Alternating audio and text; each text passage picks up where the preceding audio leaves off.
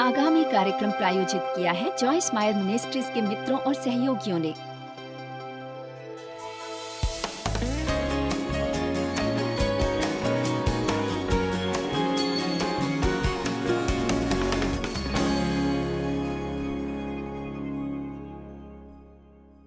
मैंने आज की शिक्षा को नाम दिया है कुछ तो बदलना ही चाहिए।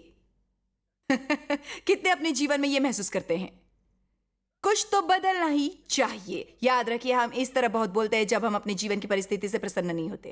कुछ बदलाव होना चाहिए। दुख की बात यह है कि हम ये कहते हैं परंतु कुछ करते नहीं।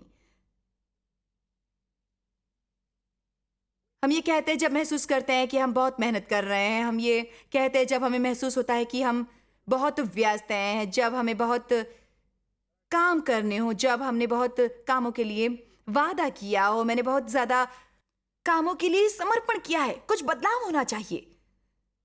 मैं बहुत व्यस्त हूं और मुझे बहुत तनाव है। कुछ तो बदलाव होना चाहिए। ये बच्चे बेकाबू हो रहे हैं, कुछ तो बदलाव होना चाहिए।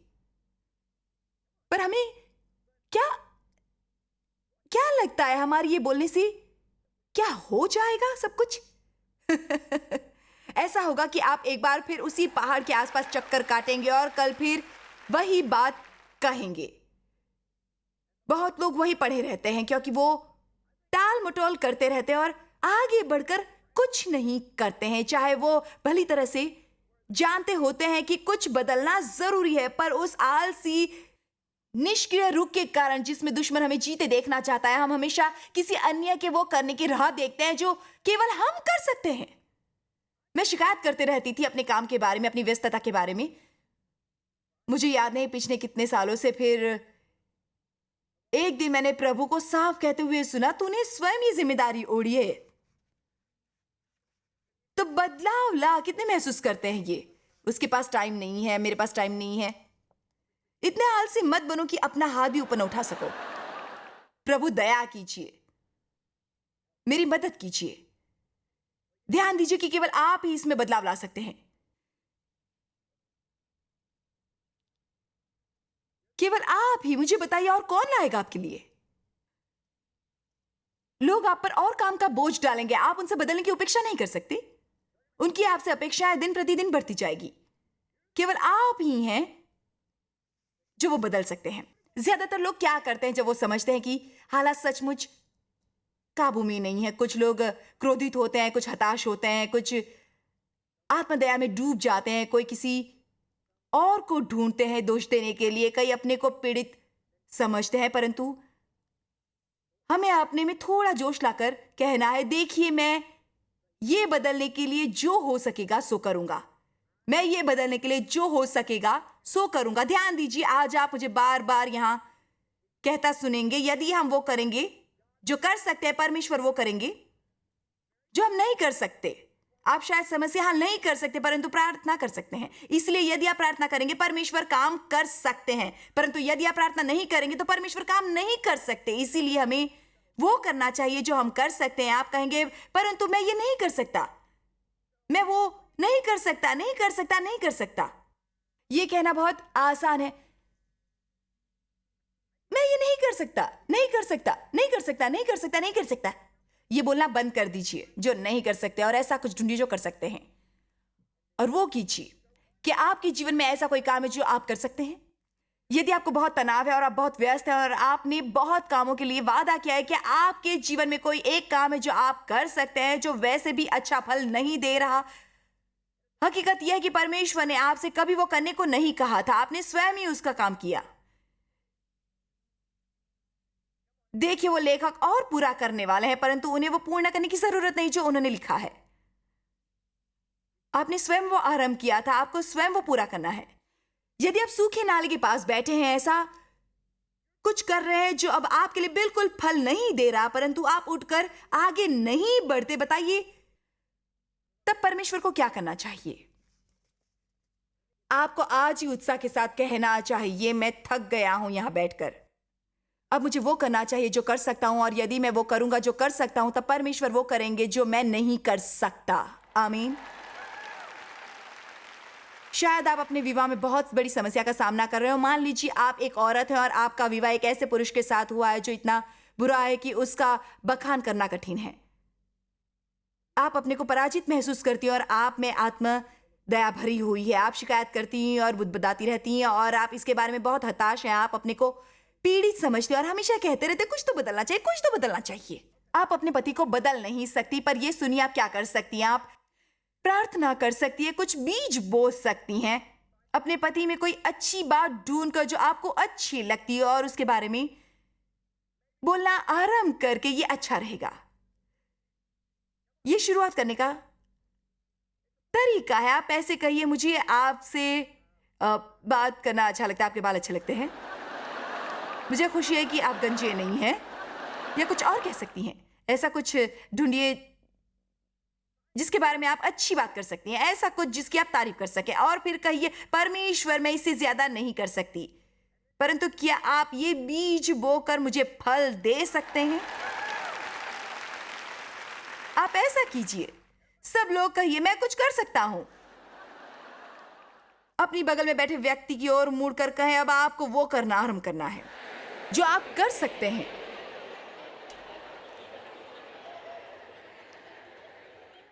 दरअसल जब परमेश्वर के वचन का अध्ययन करके मुझे समझ आई कि शैतान ने चुरा लिया था मेरा बचपन, मेरी मासूमियत, मेरी आत्म छवि, मेरा आत्मविश्वास, कि उसने ले ली थी मेरी शांति, मेरा आनंद, मेरी इज्जत। मैं बहुत क्रोधित हुई।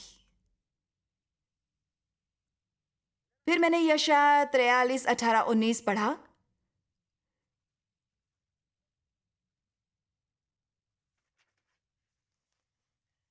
जिसके मुताबिक, अब बीती हुई घटनाओं का स्मरण मत करो, न प्राचीन काल की बातों पर मन लगाओ। मुझे वो वर्ष दोबारा प्राप्त होने वाले नहीं थे, परंतु मैं उन पर से ध्यान हटा सकती थी। ये सच है कि हम वो वर्ष दोबारा प्राप्त नहीं कर सकते जो गवाते हैं, शायद अपनी बेवकूफी के कारण, किसी अन्य द्वारा हमारे साथ किए दुर्व्यवहार के कारण। शायद आपसे कुछ भूले हुए हों, शायद आपको कुछ संबंध टूट गए हों, शायद आपने कुछ पैसे डुबोए हों, शायद कुछ ऐसे हैं जिन्होंने असंयमित जीवन गुजारा है, अपना ध्यान नहीं रखा, जिसके कारण उनकी सेहत बिगड़ गई है। याद रखिए, इनमें से कुछ चीजें हैं जो आप दोबारा प्राप्त करके उन्हें वैसा नहीं बना सकते जैसे उन्हें होना चाहिए था। तब भी आपको हर वक्त उनके बारे में सोचते रहने की जरूरत नहीं है। आपको सबसे पहले वो करना है जो बाइबल में लिखा है, बीती हुई बातों का स्मरण मत कर, न प्राचीन काल की बातों पर मन लगाओ। देखो, मैं एक नई बात बताती हूं। ये नहीं कि मैं शायद कभी ये करूंगा, बल्कि मैं एक नई बात कर रहा हूं। मैं आपको सच बता रही हूं, जब तक आप सोचते रहेंगे उन बुरी बातों के बारे में जो आपके साथ घटित हुई थी, आप कभी वो नहीं देख सकेंगे जो परमेश्वर इस वक्त कर रहे हैं आपके लिए। यह ऐसा है जैसे आपके जीवन में कोई व्यक्ति हो और आप केवल ये सोचते हैं कि उनमें क्या कमियां हैं। ऐसा एक भी व्यक्ति नहीं होगा जिसमें एक भी सद्गुण नहीं होगा।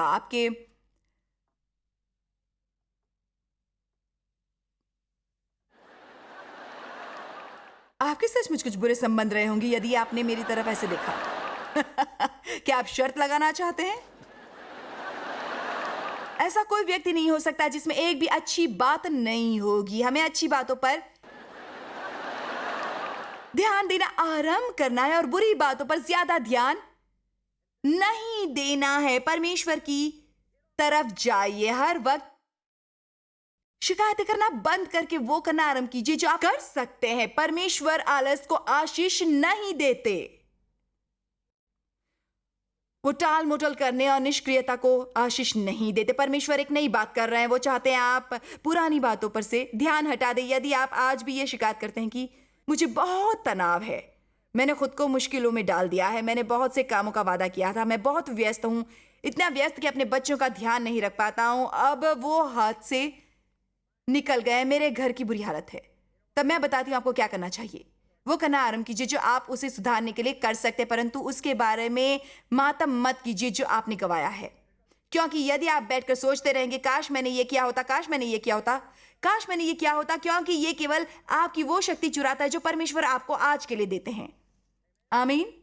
आप उसके बारे में कुछ नहीं कर सकते जो आपको पहले करना चाहिए था, परंतु उसके बारे में बहुत कुछ कर सकते हैं जो आप इस वक्त करने वाले हैं। इसलिए मैं उस समय 35-40 वर्ष की थी जब मेरी आंखें खुलने लगी परमेश्वर के वचन के प्रति, और मुझे समझ आने लगी कि मुझे हर समय बैठकर अपने जीवन के बारे में शिकायत नहीं करनी है। मुझे परमेश्वर के वचन पर अमल करना है और मुझे अपने को सिखाने की ज़रूरत है। मुझे ये पता होना चाहिए कि वचन में क्या लिखा है, और फिर मुझे अपने मन, अपने रुख, अपनी बातचीत शैली और अपने व्यवहार को बदलना है। तब जानते हो उसका क्या क्या फल मिला। परमेश्वर के वचन ने काम किया। मैं आपको सच बता रही हूं, मैं अब पुरानी बातों को याद नहीं करती। पिछले 10 सालों में मेरा जीवन इतना बढ़िया गुजरा है कि यदि मैं केवल वो 10 वर्ष जीती और उन 10 वर्षों के अलावा मेरे पास कुछ न होता, मेरा जीवन सफल होता। आमीन। परमेश्वर आपके कष्टों के एवज में कुछ दुगना पुरस्कार देंगे। बाइबल में ये वादा है कि वो उन्हें फल देते हैं जो मेहनत से उन्हें खोजते हैं। वो न्याय करने वाले परमेश्वर हैं, वो क्षति पूर्णी करने वाले परमेश्वर हैं। यशायाह 61:7-8 में लिखा है कि परमेश्वर आपके पुराने कष्टों के बदले में दुगना इनाम देंगे। अय्यूब को बहुत कष्ट थे, परंतु अंत में उससे दुगनी आशीष मिली जितना उसके पास पहले था। इसीलिए उसके लिए अफसोस करना बंद कीजिए जो आपने गवाया है, और आज से ही अपने दुगने इनाम के लिए दावा करना आरंभ कीजिए। परमेश्वर आपको एक इनाम देना चाहते, परंतु आपको एक नया रुख स्वीकार करना होगा।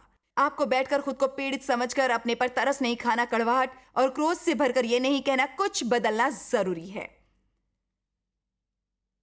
बाइबल के कुछ लोगों की बात करते हैं जिन्होंने अपना भविष्य बदल दिया। आप अपने भविष्य के बारे में कुछ कर सकते हैं। दुनिया हमेशा भाग्य की बात करती है।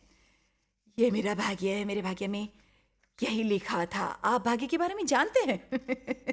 मैं कुछ कहूं, मुझे प्रसन्नता है कि मसीहों का एक भविष्य है और हमारा भविष्य हमारी मंजिल है। ये वो जगह है जहां हम आखिरकार पहुंचेंगे। एक बात याद रखिए, मेरी शुरुआत अच्छी नहीं हुई थी, परंतु समाप्ति बढ़िया होगी। मेरे विचार से हमारी शुरुआत से ज्यादा महत्वपूर्ण यह है कि समाप्ति कैसे होती है। अभी आपके लिए देर नहीं हुई है। परिस्थितियों में बदलाव लाने के लिए अभी बहुत देर नहीं हुई। अच्छे संबंध बनाने के लिए अभी बहुत देर नहीं हुई। कर्ज से मुक्त होने के लिए अभी देर नहीं हुई है। अभी भी अपना घर साफ करने के लिए बहुत देर नहीं हुई। अभी भी अपनी सेहत के बारे में कुछ करने के लिए देर नहीं हुई। आप अभी भी अपने काम के बोझ के बारे में कर सकते हैं। यदि आप ऐसे ही बैठे रहेंगे और बदलाव महसूस करते रहेंगे, कुछ तो बदलना चाहिए। हे परमेश्वर, मुझसे ये और सहन नहीं होता, कुछ तो बदलना चाहिए। ये एक जाल होता है, ये एक व्यर्थ का अंतहीन सिलसिला है जो कभी समाप्त नहीं होता। आप ज्यादा प्रसन्न होंगे यदि आप कहेंगे, मुझे पता है कि शैतान बहुत समय से मुझसे चुरा रहा है और मैं परमेश्वर से बिना इसके बारे में कुछ नहीं कर सकता, परंतु परमेश्वर मुझे जो भी करने को कहेंगे मैं वो करने वाला हूं। मैं वो करूंगा जो परमेश्वर कहेंगे। याकूब को ही देख लो। याकूब इतने बुरे हाल में था जितना होना मुमकिन है। उत्पत्ति 32। परंतु एक दिन वो अपने जीवन से तंग आ गया। याकूब झूठा था, मक्कार था, धोखेबाज था, कपटी था और एक चोर था, और परमेश्वर को जानता था। वो अपने लिए वो प्राप्त करना चाहता था जिसकी उसे जरूरत थी। इसके लिए परमेश्वर पर विश्वास करने की बजाय कि वो उसे वो देंगे जो वो देना चाहते हैं सही समय पर, सही तरीके द्वारा, याकूब हमेशा वो प्राप्त करने की कोशिश में लगा रहता था। मेरे विचार से आज यहां हम में से कुछ लोग हैं जो याकूब की तरह हैं। याकूब हर तरह का गलत काम करता था। उसे सचमुच बहुत समस्याएं थी। उसने छल से अपने भाई से पहले जन्मे का अधिकार छीन लिया। इसलिए याकूब ऐसी परिस्थिति में था जहां उसे अपने भाई से डर लगने लगा। देखिए, जब हम गलत काम करते हैं तब हम डरते हैं। इसलिए वो अपना सारा जीवन डरता और छिपता रहा। जीवन में कई सालों तक डरता और छिपता रहा। वो एक बढ़िया जीवन गुजारना चाहता था जो उसने स्वयं बनाया था, परंतु उसे लगातार भागना और छिपना पड़ रहा था। अंत में वो उस मुकाम पर आया जहां वो अपने जीवन से उब गया था और वो नहीं चाहता था उसका जीवन आइंदा वैसा ही रहे। मुझे लगता है उसने कहा होगा, कुछ तो बदलना चाहिए। परंतु फिर उसने जिम्मेदारी ली वो बदलने की।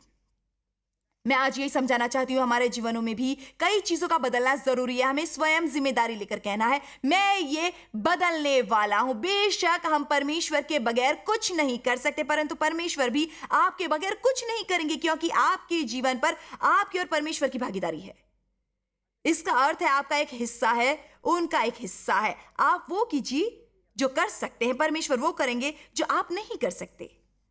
उत्पत्ति 32:22 वो अर्थात याकूब उसी रात को वो उठा और अपनी दोनों स्त्रियों, दोनों लौंडियों और 11 लड़कों को, मैं समझ सकती हूं उसे क्या समस्याएं थी, 2 पत्नियां, 2 रखेले और 11 बच्चे। मैंने भी कहना था कुछ बदलना जरूरी है। अब ध्यान दीजिए, वह उन सबको ले गया और उन्हें पार करवाया उस नाले से, आयत 23, और उसने उन्हें उस नदी के पार उतार दिया, तरन अपना सब कुछ पार उतार दिया। मैं चाहती हूं आप ये अच्छी तरह समझ ले। याकूब उस मुकाम पर पहुंचा जहां उसने कहा, मेरे पास जो कुछ भी है वो मेरे किसी काम का नहीं यदि मुझे शांति नहीं होगी। इसलिए उसने कहा, दूर करो ये सब। उसने सब छोड़ दिया, उसने दूर चला गया और फिर कहा, मुझे परमेश्वर के साथ सब ठीक ठाक व्यवस्थित करना। और याकूब आप अकेला रह गया। तब कोई पुरुष जो एक दूत था वह फटने तक उससे मल्ल युद्ध करता रहा। इसका अर्थ यह है कि वो परमेश्वर के साथ युद्ध कर रहा था। जब उस मनुष्य ने देखा कि मैं याकूब से प्रबल नहीं होता, ये बढ़िया है, तब उसकी जांघ की नस को छुआ। सो याकूब की जांघ की नस उससे मल्ल युद्ध करते ही करते चढ़ गई। तब उसने कहा, उस मनुष्य ने जो असल में प्रभु का दूत था, कहा, मुझे जाने दे। याकूब ने कहा, जब तक तू मुझे आशीर्वाद न दे तब तक मैं तुझे जाने नहीं दूंगा। आपको ये कैसा लगा? यहां एक व्यक्ति है जो बहुत बड़ा धोखेबाज है, फिर भी उसमें परमेश्वर के पास जाकर यह कहने की हिम्मत है कि मैं बदलने को तैयार हूं। वो सचमुच बहुत बुरा था, घटिया था, धोखेबाज था, मक्कार था, चालबाज था। उसके नाम का यही मतलब था। अब वो फैसला करता है कि वो बदलने के लिए तैयार है और वो कहता है, परमेश्वर मैं आपको जाने नहीं दूंगा जब तक आप सब ठीक करके मुझे आशीर्वाद नहीं देंगे। परंतु मुझे ये बात पसंद है। और उस मनुष्य ने याकूब से पूछा, तेरा नाम क्या है? उसने समझकर धक्का लगने पर धीरे धीरे कहा, याकूब, जिसका अर्थ है दूसरे का स्थान हड़पने वाला, धोखेबाज, चालबाज, मक्कार। अचानक परमेश्वर के साथ युद्ध करते समय याकूब की अपने से मुलाकात हुई। आपकी आंख सचमुच खुलती है जब आप आखिरकार अपने से मिलते हैं, क्योंकि आप जानते हैं हम अक्सर क्या करते हैं, हम अपना जीवन गुजारते हैं अपने को प्रताड़ित समझकर, अपने जीवन की हर असफलता के लिए किसी अन्य को दोष देकर। सच यह है कि हम वो नहीं कर रहे होते जो कर सकते हैं उसे बदलने के लिए। मैं सोचती थी मेरी समस्याओं का कारण डेव थे। मैं बिल्कुल सच कह रही हूं, झूठ नहीं। मैं हमेशा सोचती थी, काश डेव ऐसा करते, काश डेव ऐसा करते, काश डेव ये ना करते, काश वो ना करते। मैं सच कह रही थी। ये एक दिन प्रार्थना कर रही थी, तब परमेश्वर ने कहा, डेव गलत नहीं है। मैंने सचमुच सोचा, तो फिर कौन है? मैं तो नहीं हो सकती। मुझे अपने बारे में खुशफहमी थी। अगले 3 दिनों तक परमेश्वर मुझे बताते रहे कि मेरे साथ एक छत के नीचे रहना कितना कठिन था। मुझे भी याकूब के जैसा अनुभव हुआ, कुछ ऐसे।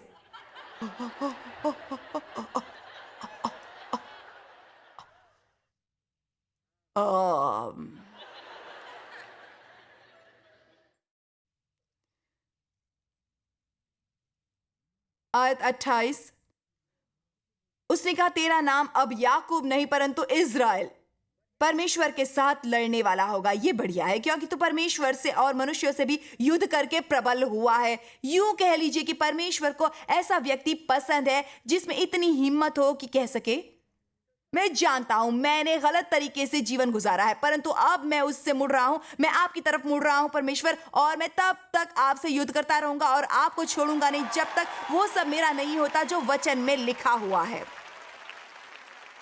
अब याद रखिए, कोई भी मामला आशाहीन नहीं है, न इस इमारत में, न दुनिया के उस कोने में जहां से आप देख रहे हैं। आप मुझे टीवी के द्वारा देखते और सुनते हैं, आपके लिए अभी भी आशा है, आपके लिए अभी भी देर नहीं हुई है। परमेश्वर नई शुरुआत, परमेश्वर के ओर वो दूसरा तीसरा मौका देते हैं जिसकी आपको जरूरत हो। आपको परमेश्वर के साथ युद्ध करते रहना है जब तक आप अतीत में मुक्त होकर वो प्राप्त नहीं करते जो आपको दिलवाने के लिए यीशु मरे। परंतु ऐसा नहीं होगा यदि आप केवल ये कहेंगे कुछ तो बदलना चाहिए। याद रखिए, याकूब ऐसे ही उस मोड़ पर नहीं पहुंचा जहां उसने नाले के किनारे बैठकर ये कहा, जी हाँ कुछ तो बदलना चाहिए, वरना वो अभी तक वहीं बैठा होता। बल्कि उसने कहा, मेरे पास जो भी है कोई मायने नहीं रखता यदि मैं सही तरीके से जीता। मुझे उस तरीके से मुड़ना है जैसे मैं जी रहा हूं। मुझे परमेश्वर को खोजना है, मुझे अपने जीवन के लिए उनका आशीर्वाद चाहिए। फिर वो परमेश्वर के साथ मल्ल युद्ध करने लग गया। शायद आप इस सभा में किसी चमत्कार की आशा लेकर आए हैं। आपको अगला हफ्ता परमेश्वर के साथ गुजारना है। आमीन। शायद आपको आशा है मैं आपको भीड़ में से चुनकर एक व्यक्तिगत वचन दूंगी। शायद आपने ऐसा सोचा था कि कोई आप पर हाथ रखेगा और आपकी समस्याएं उड़नछू हो जाएंगी। मेरे पास आपके लिए एक वचन है,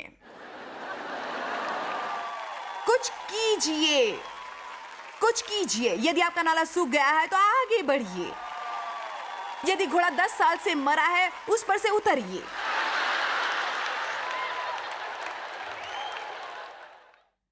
किसी स्थान पर सूखे हुए नाले के पास बैठकर यह कहना बंद कर दीजिए, कुछ तो बदलना चाहिए, कुछ तो बदलना चाहिए। मैं आज सोच रही थी कितने लोग ऐसी नौकरियां करते जो उन्हें नापसंद है।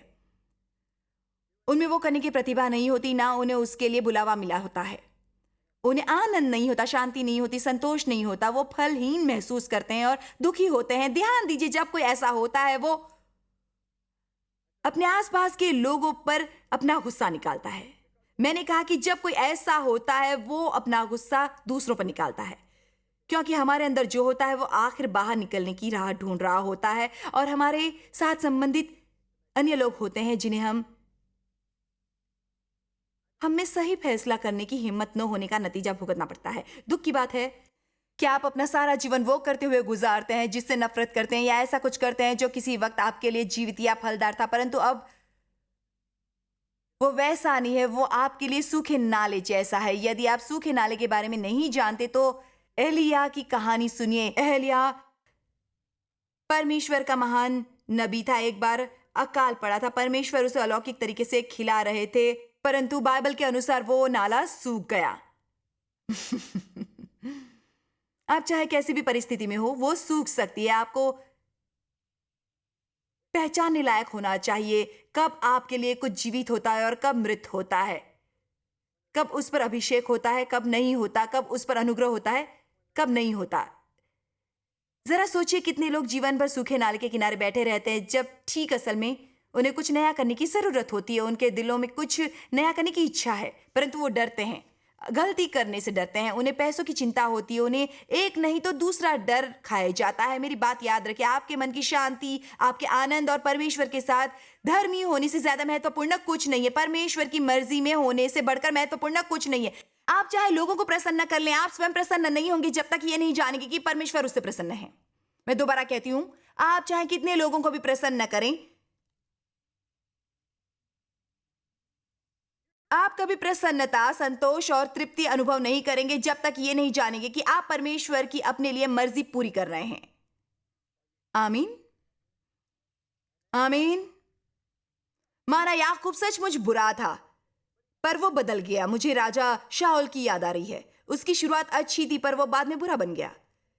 याकूब आरंभ में बुरा था परंतु अंत में सुधर गया। मैं फिर से कहना चाहती हूँ, मेरे विचार से हमारी समाप्ति हमारी शुरुआत से ज्यादा महत्वपूर्ण है। मेरे विचार से बहुत लोग अपनी शुरुआत में फंस जाते हैं। वो कभी ये भुलाने लायक नहीं होते कि उनके जीवन में अच्छी शुरुआत नहीं हुई थी। अपनी शुरुआत के तरीके को अपना भविष्य चुराने मत दीजिए। आमीन। आपका एक भविष्य है, परमेश्वर द्वारा दिया, रक्त द्वारा खरीदा भविष्य। आपको कुछ करना है, बैठे रहकर इसके बारे में शिकायत नहीं करते रहना कि परिस्थिति कैसी थी। आमीन। आपको यह कहना है, मैं अब साफ देख रहा हूं दुश्मन ने क्या किया है और मैं उसे हराने वाला हूं। मैं उसे हराकर रहूंगा। आपके रुख में बदलाव का मतलब होता है आपके जीवन में बदलाव होना। मेरे विचार से हम सभी बदलाव चाहते, परंतु कई बार हम उससे डरते हैं, हमें वो समझ नहीं आता और वो सहन करना कठिन होता है। परंतु बदलाव जरूरी है बढ़ने के लिए।